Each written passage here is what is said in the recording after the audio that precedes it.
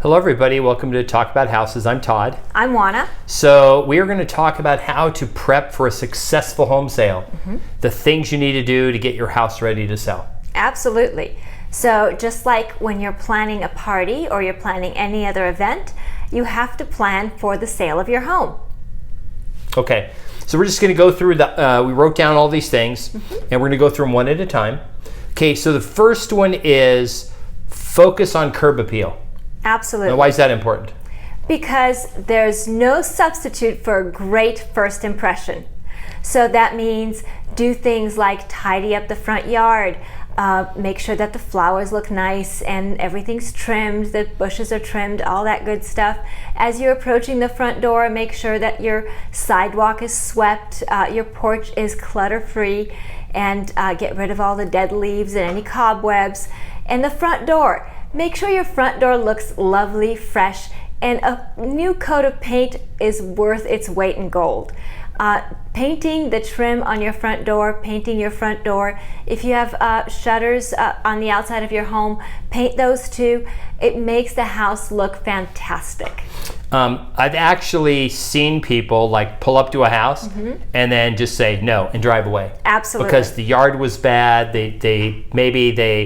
You know, if the outside looks bad, the inside is probably worse. Exactly. So it's just like with anything else. I know you can't judge a book by its cover, but you can a house. But when it comes to houses, yes. So a house that looks neglected on the outside is probably at least as neglected, if not more so, on the inside. Okay, the next one is declutter and clean. Yes. So it's one of my favorite things. I am very much into decluttering and cleaning. Yes. No clutter. Yeah. So look, you're moving, right? So since you're moving, go ahead and pack up everything you are not going to be using between now and the close of escrow. So that means clothes that are out of season. It means books that you've already read. Anything that you are not going to absolutely need between now and when you're moving, pack it up, you're moving, get a jump start on it. The other thing is, and I know lots of you have heard this before, please take down things like your vacation pictures, your family pictures, and things like that. We want to make sure that those buyers can see themselves in the home, not you. You are moving. This is a house. It's no longer your home. They are looking for their home. So we need them to be able to picture themselves in the home. Regardless of what your religious belief is, it may not be the same as the people viewing your home. So unless you absolutely need it, put those religious items safely tucked away, packed up, and ready to go to your next home. This is what I tell people. You're gonna move when you sell the house, right? So you're gonna need to pack up your stuff, so start it. Exactly. Put it all in the garage, get it packed up, put it against one wall of the garage so it doesn't make the garage look small. And they'll appreciate it. And then you'll appreciate it too, because when you do get to the point where you're gonna sell, you already got the knick-knack stuff all packed away, and it's a lot easier for the, plus it'll probably reduce the cost of your move. Because a lot of times when they estimate, they see all your stuff and go, okay, we're just gonna add $500 because it's gonna take extra few hours to pack all the stuff. Right. So when we do talk about declutter, we do mean the garage as well. So make sure that your garage is neat and tidy. Box everything up, make it neat and tidy, and then don't forget your bathrooms and your kitchen. I know we all live in our homes, but remember, this is a time for your home to shine, so make sure that there's nothing on your counters. Remember how model homes are? They don't have hair dryers sitting on the counter, hairspray sitting on the counter, ladies. Gentlemen, they don't have the razors sitting on the counter. They don't have your aftershave sitting on the counter. So make sure that those bathroom counters are free and clear. The kitchen counter, same thing. I know that we all eat toast. We do not eat toast every day. Put the toaster away. Anything that absolutely does not have to be on the counter, put it away. The next one is make sure that you're using a electronic lockbox, not just a manual lockbox. Right. Even if you're selling it yourself, you want. Why do you want electric versus just a mechanical? So you want an electronic lockbox so that you can control access and you know who has been in the home and when. This is very important for a lot of reasons. First of all, it's a security feature so that not just anybody can enter the home. Second of all, you can follow up with these people and get some feedback. And third, if maybe your home sells but then it falls out of escrow, you can circle back to these people who showed the home or who have seen your home and say, hey, this buyer didn't work out. Are you still interested in my home? Because the idea is to connect with all these people who are interested in your home and get your home sold as quickly as possible for the most money. The next one kind of goes with the lockbox. It's having a plan to vacate the house when an agent shows up with people that want to see it. Right. So we want to make sure that you are not there when people come to see the house. Yep. The reason for that is we want them to be able to freely check out the house and do things like open the cupboards to see what kind of space is in the cupboards, open the closets so they know what the closet space looks like. You want to make sure that they have the opportunity to see the home freely, uninhibited, and talk. If you're there, people just get in and out as quickly as possible, and they really don't take as good of a look at the home as we'd like them to. The other thing to consider is make sure that you know where you're going while your home is being shown. So if you have children, if you have pets, make sure that you have a plan of where you're going to go with your children and your pets so that people can see your home. If your pets are not pets that maybe you can move, like maybe a cat, make sure that maybe your cat is in a location in the home that is not pertinent for the buyers to see. If maybe it's a cat that might jet out the front door. So that's really important. Definitely make sure that people seeing your home know ahead of time that you have a cat, and for them to close all the doors quickly behind them so your cat doesn't get out, or whatever pet you have. Something else that people don't talk about a lot, but it's a true thing.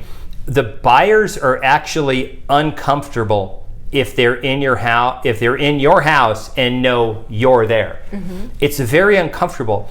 And buying is an emotional decision. And when you walk in somebody's house and they're there and you feel uncomfortable, you remember that feeling, and then you don't like the house. So I know that there are people paranoid that they're just going to steal your stuff, but you can't be in there. You have to leave.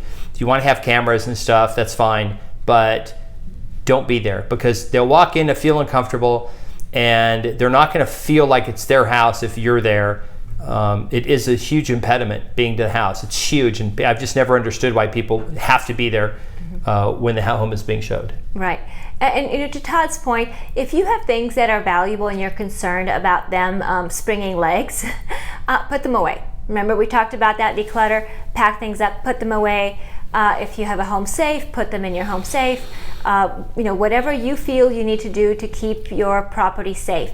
To that point, if you have prescription medications, put those away. If you have weapons, absolutely put those away. Yep. If you have jewelry or something that is particularly valuable, put those things away. The next one is preparing for some things you might have to spend money on up front. What kind of things are we talking about? So you will have to spend money up front on things like possibly repairs. I know that we generally tell sellers don't make repairs, but some repairs are absolutely necessary because the financing of the buyer depends on those repairs. So for example, if the home inspection turns out that there is a problem with the roof, then that would be something that may be an appraisal condition, so you may have to deal with that. So do be prepared to take a little bit of money to fix some things that are absolutely needed to get your home sold. The next step is getting out, meaning relocating all your stuff out at some point before close of escrow. If you don't have an agreement to stay past close of escrow, it's having a plan so that when that thing is recorded, you physically have nothing you own in the house. Right. So the idea is that you have moved out prior to the buyer's final walkthrough, which generally happens the day before or the day of close of escrow. That's when title is transferred from you to the buyer. Now, Particularly in a hot seller's market, maybe you can negotiate to stay after closing for a few days. That would be great. Sometimes you can negotiate to stay for up to 60 days. Sometimes you can negotiate to stay for that period of time, either for no money or for very little money, because maybe that's a negotiating point if there are multiple offers. But all those things are things that your real estate agent can help you with. But make sure that you have that plan in place. Understand that moving day is not the day of close of escrow, and certainly not the day after close of escrow unless previously agreed to. Curb appeal is very important. Having a decluttered house is very important. I've noticed this trend where people want to spend a bunch of money to rehab the house. Oh, I want to paint it, I want to carpet it, I want to put in I want to do all this stuff before I put it on the market, because I was watching this show on HGTV, and that's what they said they should do to sell the house. And why is that? That's something you should talk to your agent about, because that could be a waste of money, a waste of time, and it doesn't necessarily get you more money. Right. So it really depends on the market, and it depends on the condition of your house. Your house might be fine, or your house might really need some TLC and some updating. And then you have to consider your return on investment. So for example, if it costs you $7,000 to get your house painted, and it costs you maybe another couple $1,000s to do other odds and ends, so by the time you're all done it's $10,000, will you recover that money? And that money can be recovered in a couple different ways. It can be recovered through a higher sale price, which is money in your pocket, that's good. Or it can be recovered by a shorter market time, which is also money in your pocket, because now you don't have the carrying costs of the house, things like mortgage payments, utility bills, taxes, and that sort of thing. So it can work out really well, but it really depends on your particular circumstance. Everybody's house is different. The market is different depending on location. So speak with your real estate professional, and they'll be able to advise you as to how to best proceed when it comes to getting your home sold for the most amount of money. There are a few things that tend to be good, but most things are not. So completely redoing the kitchen and bathrooms is not going to get your money back. It's just not going to happen. So be sure that you talk to your agent about this. What I've seen is a strategy that some people use is they put their house on the market first to see if they get offers. And if they don't, and agents, the feedback is the house just is dated and needs work, then you can maybe do some things. But here's the thing you have to be careful of. If you spend a lot of money to put in that new granite or whatever, the next person may hate it. They may walk in and go, I really like Corian. I hate granite, or I wish they'd put quartz in, right? Or I hate hardwood floors. I have no idea why they put these hardwood floors in.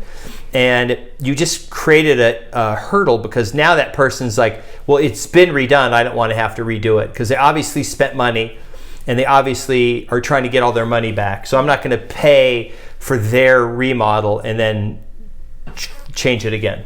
Right.